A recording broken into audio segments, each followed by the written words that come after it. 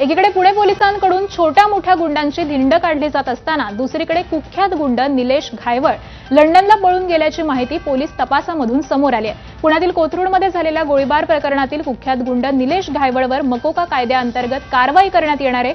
मात्र निलेश घायवळ पुण्यामधून लंडनला पळून गेल्याचं पोलिसांच्या तपासामधून समोर आल्यामुळे अनेक प्रश्न उपस्थित होत आहेत। हत्या, खंडणी, अपहरण, मारामारी यासारखे गंभीर गुन्हे हे नोंद असताना देखील घायवळला पासपोर्ट मिळाला कसा, हा खरा प्रश्न या निमित्तानं उपस्थित झालाय। दरम्यान घायवळनं पासपोर्ट आपल्याकडे जमाच केला नाही असं याबाबत माहिती देताना पोलिसांनी म्हटलंय। एवढंच नाही तर निलेशनं थेट लंडनमध्ये घर देखील खरेदी केलंय। दरम्यान निलेश घायवळ विरोधात लुकआउट नोटीस जारी करण्यात आलेली असून भारतात परत येताच त्याला अटक करण्यात येईल असं सांगण्यात आलंय। दरम्यान लंडनला पळून गेलेला गुंड निलेश घायवळच्या पुण्यातील कोथरूड भागातील घराची पोलिसांनी झाडाझडती घेतली। यावेळी घायवळच्या 2 स्कॉर्पिओ कार आणि 2 दुचाकी पोलिसांनी जप्त केल्या। त्याबरोबरच कोथरूडमधील हल्ल्यामध्ये सहभागी असलेल्या इतर 7 आरोपींच्या घराची देखील पोलिसांनी झडती घेतली। कोथरूडमधील 17 सप्टेंबरच्या मध्यरात्री नागरिकांवर झालेल्या हल्ल्यात सहभागी असलेल्या 7 आरोपींची पोलिसांनी धिंड देखील काढली आहे। आणि याच संदर्भातले अधिक अपडेट घेऊयात आपले प्रतिनिधी मंदार गोंजारी यांच्याकडून। मंदार, पुणे पोलिसांकडून ही कारवाई करण्यात येते, मात्र निलेश हा लंडनला गेलेला आहे, त्यामुळे त्याला पासपोर्ट नेमका मिळाला तरी कसा, असे अनेक प्रश्न उपस्थित होत आहेत। नेमका तपास कसा सुरू आहे? बरोबर आहे, निलेश घायवळवरती याआधी हत्या, अपहरण, खंडणी यासारखे अनेक गंभीर गुन्हे नोंद आहेत आणि असं असताना त्याचा पासपोर्ट त्यांनी पोलिसांकडे जमा करावा असा आदेश देखील न्यायालयाने दिलेला होता। मात्र त्यांनी तो पासपोर्ट जमा केला नाही। मग पोलीस काय करत होते हा प्रश्न उपस्थित होतो। त्यानंतर असं समोर आलंय की तो लंडनला गेलेला आहे। दुसरीकडे पोलिसांनी इथे कारवाईला सुरुवात केलेली आहे। काल त्याच्या 2 स्कॉर्पिओ गाड्या, 2 दुचाकी पोलिसांनी जप्त केलेल्या आहेत। त्याच्या घरी छापा मारलेला आहे आणि त्याच्या टोळीतील इतर जे त्याचे साथीदार आहेत त्यांची धिंड काढण्यात आलेली आहे। उद्देश हा आहे की या टोळीची जी दहशत आहे पुण्यातील कोथरूड भागामध्ये, शास्त्रीनगर भागामध्ये, त्या दहशतीचा नायनाट व्हावा आकांक्षा। धन्यवाद मंदार या संपूर्ण माहितीसाठी। बीडमध्ये ओबीसी नेते छगन भुजबळ यांच्या अध्यक्षतेखाली 28 सप्टेंबर रोजी ओबीसी मेळावा आयोजित करण्यात आलाय। आमदार गोपीचंद पडळकर यांनी आपल्या दसरा मेळाव्याची तारीख बदलली आहे। आता 28 ऐवजी 30 सप्टेंबरला कवठे महांकाळ तालुक्यातील आरेवाडीतील श्री विरोबा देवाच्या प्रांगणामध्ये दसरा मेळावा पार पडणार आहे। गोपीचंद पडळकरांनी ही माहिती दिली आहे। 30 सप्टेंबरला संध्याकाळी 4 वाजता दसरा मेळावा आयोजित करण्यात आलाय। 28 सप्टेंबरला सायंकाळी 4 वाजता दसरा मेळाव्याची घोषणा केली होती, परंतु बीड येथे ओबीसीचा एल्गार मेळावा माननीय ओबीसी नेते मंत्री छगन भुजबळ साहेब यांच्या नेतृत्वात आयोजित केलेला आहे। माननीय छगन भुजबळ साहेबांचा फोन आला होता की 28 तारखेला 2 कार्यक्रम होत आहेत, तर आपण एकच कुठला तर कार्यक्रम घेऊ आणि म्हणून आम्ही दसरा मेळावा 7व्या दिवशी न घेता आम्ही 9व्या दिवशी घेतोय। म्हणजे मंगळवार दिनांक 30 सप्टेंबरला सायंकाळी 4 वाजता आरेवाडीच्या बिरोबा वनामध्ये दसरा मेळाव्याचं आयोजन केलेलं आहे। राज्यातील शिवभोजन थाळी केंद्रांसाठी 21 कोटी रुपयांचं अनुदान जारी करण्यात आलंय। राज्य सरकारकडून शासन निर्णय जारी करण्यात आलाय। यंदाच्या आर्थिक वर्षामध्ये शिवभोजन थाळी योजनेसाठी 70 कोटी रुपयांचा निधी देण्यात आलाय। त्यातच शिवभोजन थाळीसाठी अनुदान मिळत नसल्याच्या तक्रारी केंद्र चालकांकडून करण्यात येत होत्या।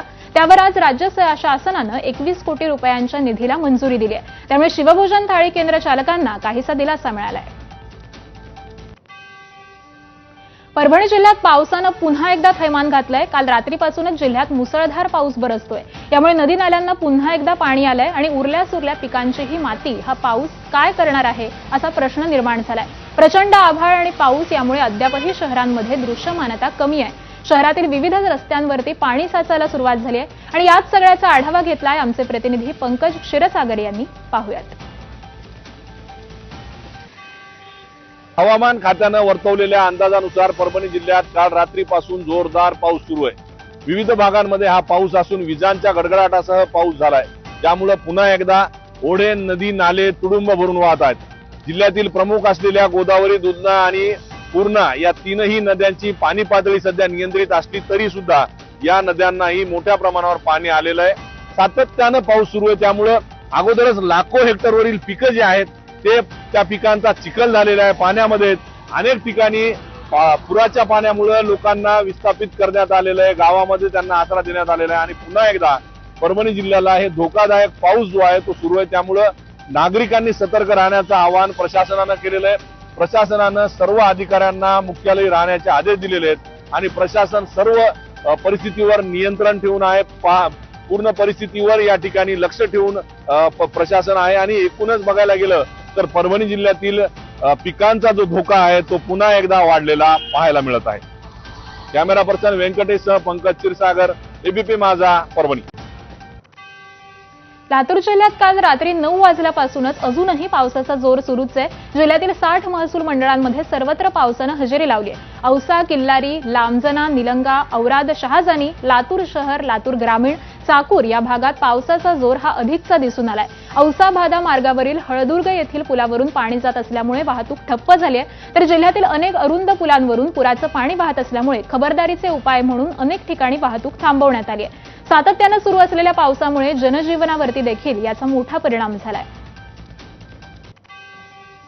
सांगली जिल्ह्यात काल दुपारपासूनच पाऊस सुरू झालाय। जिल्ह्यामध्ये रात्रभर संततधार पाऊस सुरू आहे। या पावसामुळे खरीप पिकांचं मोठं नुकसान झालंय। काल दुपारी सांगली, मिरज, कुपवाड शहरामध्ये दिवसभर संततधार पाऊस सुरू होता। आता सलगच्या पावसामुळे सखल भागांमध्ये पाणीच पाणी साचून राहिलंय। या पावसानं शेतातील कामं देखील ठप्प झाली आहेत। पावसामुळे द्राक्ष बागांमध्ये पाणी साचून राहिल्यामुळे शेतकरी चिंतेत आहेत।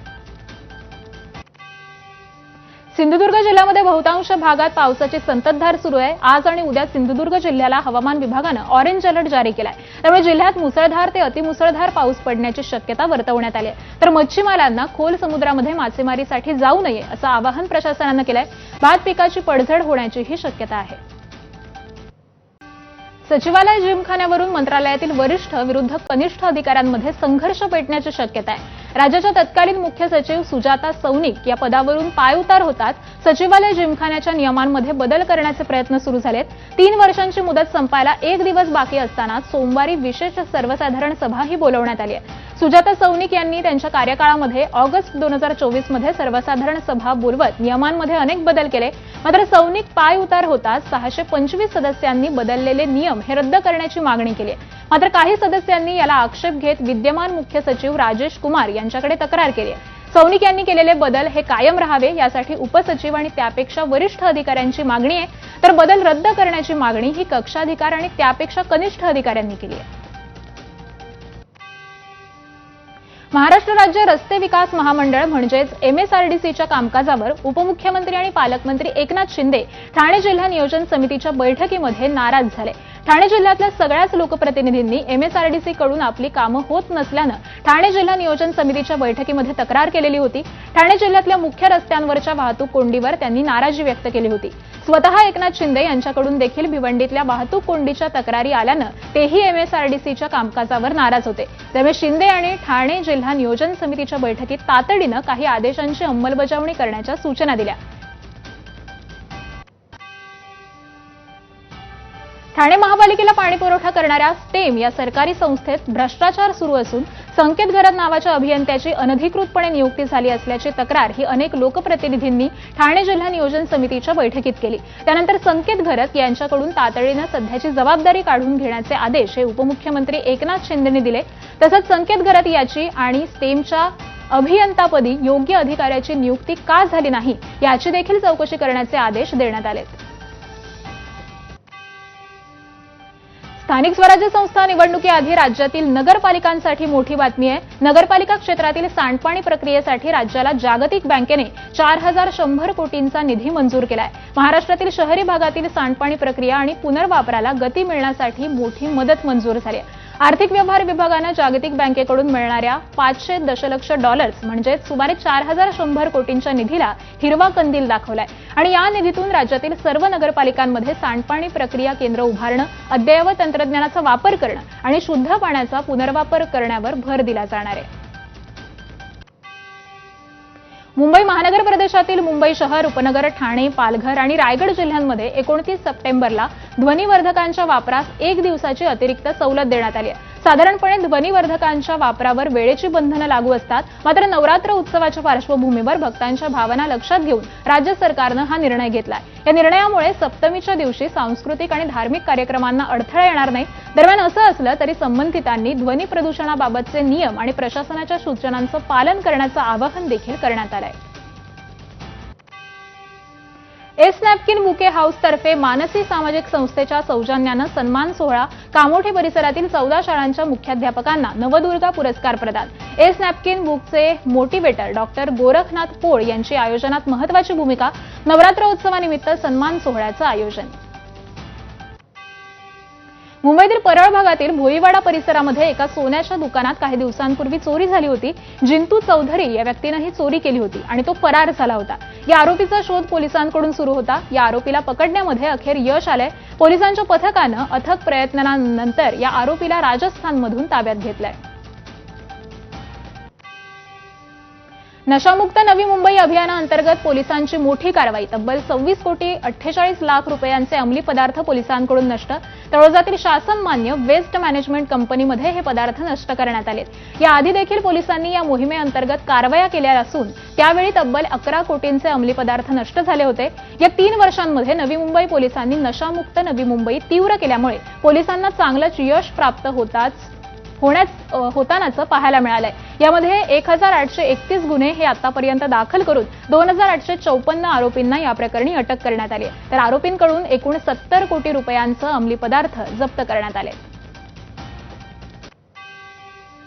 मध्य रेल्वेच्या छत्रपती शिवाजी महाराज टर्मिनसचा 18 नंबरचा प्लॅटफॉर्म 3 महिने बंद राहणार आहे। पायाभूत कामं आणि सुरक्षा बॅरिकेड्स उभारण्याच्या कामासाठी हा प्लॅटफॉर्म 1 ऑक्टोबरपासून सुमारे 3 महिने बंद राहणार आहे। त्यामुळे या प्लॅटफॉर्मवरून सुटणाऱ्या अमरावती सीएसएमटी आणि बल्लारशाह सीएसएमटी या दोन्ही एक्सप्रेस गाड्या दादरपर्यंत चालवण्यात येणार आहेत।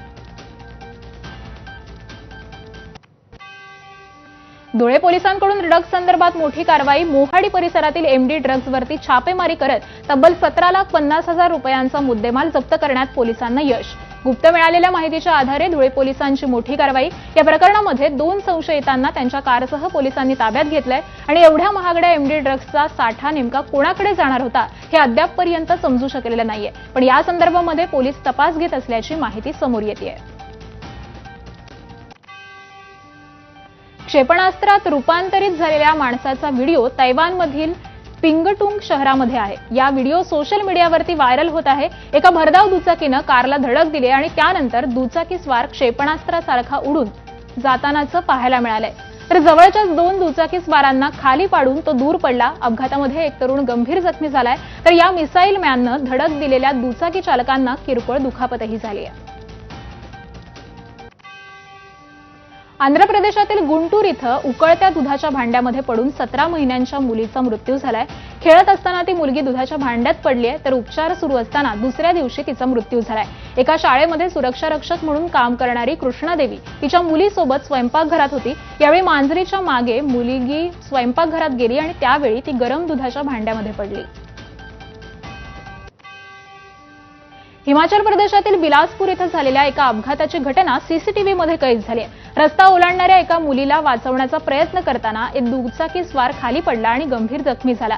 समोर एक मुलगी दिसल्यानं दुचाकीस्वारानं अचानक ब्रेक लावल्यामुळे बाईक घसरली आणि ज्यामुळे पुरुष आणि महिला दोघेही रस्त्यावर पडले। मुलगी वाचली, परंतु दुचाकीस्वार पुरुष आणि महिला दोघेही जखमी झाले। अपघाताचा व्हिडिओ हा बिलासपूर येथील घुमारवी इथला आहे। मध्य प्रदेशातील उज्जैनमधील एका व्यक्तीला रील बनवण्याचं इतकं वेड होतं की त्यानं त्याच्या 9 वर्षांच्या मुलाचा जीव धोक्यात घातला। वडिलांनी आपल्या मुलाला चालत्या गाडीच्या गेटवर लटकवलं। वडील वेगानं गाडी चालवत असताना 9 वर्षांच्या मुलानं एका हातानं दरवाजाचं हँडल धरलेलं होतं। एका पोलीस अधिकाऱ्यानं गाडी पाहिली आणि ताबडतोब नियंत्रण कक्षाकडे संपर्क केला। पोलीस अधिकाऱ्यानं पाठलाग करून गाडी थांबवली आणि फटकारलं असता आरोपीनं कान धरून माफी मागितलेली दिसतेय। मोटार वाहन कायद्याअंतर्गत आरोपीविरोधात कारवाईही करण्यात आली आहे। हैदराबादमध्ये सततच्या पावसामुळे अनेक जलाशय ओसंडून वाहू लागलेत। प्रशासनाला हिमायत सागर आणि उस्मान सागरचे दरवाजे उघडावे लागलेत, ज्यामुळे सखल भागांमध्ये पूर आलाय। सादरघाट परिसरातील नागरिकांच्या छातीपर्यंत पाणी भरलंय, तर मुसानगर आणि शंकरनगरमधील परिस्थिती आणखी बिकट झाली आहे। लोकांच्या घरामध्ये पाणी शिरलेलं असून जनजीवन विस्कळीत झालंय। बचाव पथकांनी आतापर्यंत सुमारे 55 कुटुंबांना सुरक्षित ठिकाणी हलवलंय, तर गेल्या काही दिवसांपासून सतत पडणाऱ्या पावसामुळे हिमायत सागर आणि उस्मान सागरमधील पाण्याची पातळी ही वाढलेली आहे। त्यानंतर दोन्ही जलाशयांचे दरवाजे हे उघडण्यात आलेत। अमेरिकेतील शिकागोमध्ये ट्रम्प यांना नवीन इमिग्रेशन धोरणाचा निषेध करण्यासाठी अनेक लोक रस्त्यावर उतरले। सुरक्षा दलांनी त्यांना रोखण्यासाठी अश्रुधुराचा वापर केला। शिकागोमधील बॅडव्ह्यू इथल्या इमिग्रेशन इमारतीमध्ये घेराव घालण्यासाठी जमलेल्या निदर्शकांनी सुरक्षा कर्मचाऱ्यांची झटापट झाली आणि सुरक्षा कर्मचाऱ्यांनी निदर्शकांना मागे हटण्यास भाग पाडलं। तरी देखील हातात बॅनर घेऊन निदर्शक बराच वेळ उभे होते। ट्रम्प यांच्या नवीन इमिग्रेशन धोरणाच्या निषेधार्थ ही निदर्शनं अनेक दिवसांपासून सुरू आहेत। येमनच्या हुथी बंडखोरांनी केलेल्या ड्रोन हल्ल्याच्या दुसऱ्या दिवशी इस्रायली हवाई दलाने येमनची राजधानी साना इथं आतापर्यंतचा सर्वात मोठा हल्ला केलाय। यामध्ये 8 जणांचा मृत्यू झालेला असून 142हून अधिक जण हे जखमी झालेत। मृतांमध्ये 4 मुलं, 2 महिला आणि 3 वृद्धांचा समावेश आहे। ढिगाऱ्यामध्ये अडकलेल्यांचा शोध हा अजूनही सुरू आहे। गेल्या 2 वर्षांपासून सुरू असलेल्या इस्रायल आणि पॅलेस्टाईन युद्धामुळे दोन्ही देशांमध्ये मोठ्या प्रमाणावर जीवितहानी होऊन अनेक शहरही उद्ध्वस्त झालेत। या दोन्ही देशातील युद्ध थांबवण्याचा अनेक राष्ट्रांना प्रयत्न केला, पण त्यांच्यामधील युद्ध थांबवण्याच्या मार्गावरती नाहीये। आत्ताच झालेल्या संयुक्त राष्ट्राच्या फुल ऑन ड्रामा या महासभेमध्ये या युद्धाचे पडसाद उमटलेले पाहायला मिळाले। अनेक देशांचा विरोध असूनही इस्रायलचे पंतप्रधान यांनी पॅलेस्टाईनवरील हल्ले थांबणार नाहीत असे संकेत दिलेत। यामुळे इस्रायलचे पंतप्रधान नेत्यानाहू भाषणाकरता व्यासपीठावर येताच अनेक देशातील प्रतिनिधींनी सभात्याग करत सभागृहातून वॉकआउट केल्याचं समोर आलंय। येमनच्या हुथी बंडखोरांनी केलेल्या ड्रोन हल्ल्याच्या दुसऱ्याच दिवशी इस्रायली हवाई दलाने येमनची राजधानी साना इथं आतापर्यंतचा सर्वात मोठा हल्ला केलाय। यामध्ये 8 जणांचा मृत्यू झालेला असून 142हून अधिक जण जखमी झालेत। मृतांमध्ये 4 मुलं, 2 महिला आणि 3 वृद्धांचा समावेश आहे, तर ढिगाऱ्यात अडकलेल्यांचा शोध हा अजूनही सुरू आहे। आणि या बातम्यांचा